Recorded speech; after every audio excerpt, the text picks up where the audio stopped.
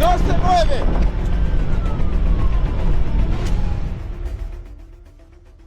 Estoy preocupado por el hecho de que en un corto tiempo hemos visto varias veces a personas arriesgar sus vidas para cruzar por el mar, a veces con consecuencias fatales o resultando en encarcelamiento.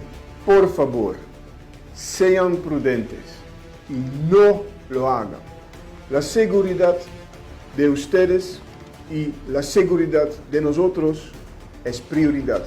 Por eso, la policía seguirá actuando de manera consistente para proteger la frontera.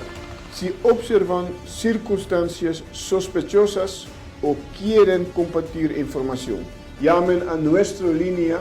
El número es 11141, es gratis y quedará anónimo.